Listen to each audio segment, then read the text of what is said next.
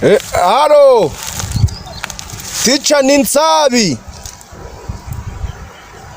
ntaho urukunyibuka se reba wa Nsabi wa wundi wicaraga ku ntebe y'imbere cagihe ubazaga ibibazo nkahita nzamura urutoki ndi uwa mbere. Dogiteri wanyibuka koko ntaho urukumenya wa Nsabi wakubwiraga. Kwamamara ndetse no kumenyekana ni bimwe mu bijya binanira abantu ku mbuga nkoranyambaga, bamwe barihiringa bakarara bataryamye ariko bikaba akaraha kajyahe, abandi bakora utuntu duto ndetse ugasanga babaye ibyamamare kurusha na bamwe bihirinze. Ibi rero nibyo byabaye kuri Dogiteri Nsabi wakoze akihiringa kugeza ubwo amenyekanye akaba icyamamare mu ruganda rw'imyidagaduro nyarwanda. Mw'ikote ridasanzwe, karuvate, inkweto za bodaboda, iyi ngiyi niyo ntwaro Dogiteri Nsabi yakoresheje kugira ngo akomeze kugenda yigarurira imitima ya benshi. Imvugo idasanzwe yagiye ikundwa na benshi, ibi ngibi nibyo Dogiteri Nsabi yagiye akoresha kugira ngo abe icyatwa icyamamare kuri izi mbuga nkoranyambaga. Nanje rero mbaga umukiriya wanyu ninje mwitaga mwiza. None nari mbahamagaye numvaga ari amafaranga abantu bayobyaga ngo bagohereje bakagayobya. Nta kuntu mwabisetinga agayobye rwose mukaja murahita muganyihera gagahita gaza kuri nimero yanje. Nta kabuza rero nintangira kuvuga abanyarwenya mu Rwanda, ahangaha urahita utekerezamo na Dogiteri Nsabi.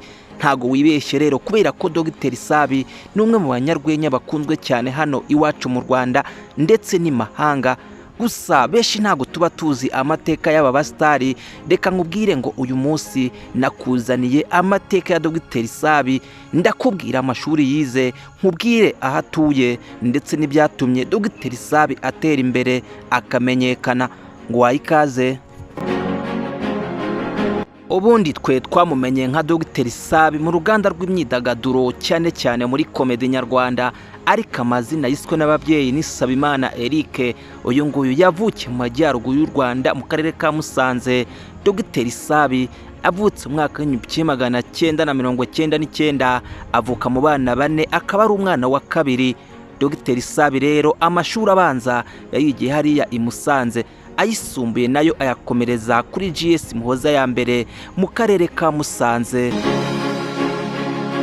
Mu kiganiro cyihariye rero uyu nguyu Dogiteri Nsabi yagiranye n'umunyamakuru wa Isimbi TV, ahangaha yamubajije icyatumye yiyita Dogiteri kandi yitwa Sabimana Eric. Dogiteri Nsabi rero yatangiye agira ati, ubundi ngewe muri sogonderi nize MCB, Math, Chemistry ndetse na Biology. Umuntu wize ibyo bintu rero iyo yabyize neza akarangiza amashuri ye ahinduka umudogiteri ukomeye. Nanjye rero ni muri ubwo buryo kubera ko nabyize muri sogonderi nishyiriyeho akazina ka Dogiteri Nsabi kandi ndabizi ko ntacyo bitwaye. Dogiteri Nsabi rero yakomeje kuganira n'uyu munyamakuru wa Isimbi TV amubaza ku bijyanye n'ubuzima bwe.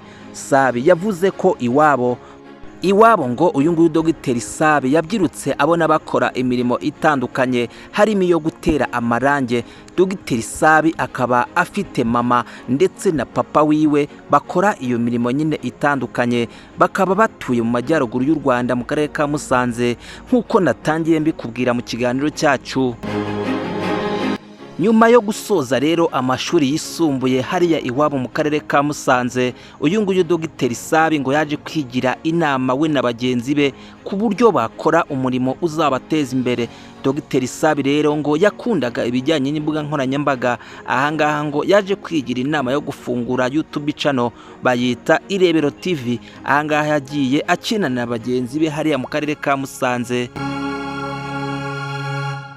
Imyambarire rero itari isanzwe hakiyongeraho ururimi rwa hariya i Musanze ni bimwe mu byatumye uyu nguyu Sabimana Eric yamamara ku mbuga nkoranyambaga.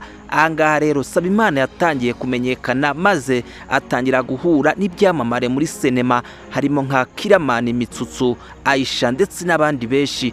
Uyu nguyu niwe wabaye icyamamare kandi ndetse kandi binavugwa ko ari nawe wabaye ikiraro cyo kuzamura bamwe mu bastari bakomeye harimo nka Kiramani ndetse n'abandi benshi.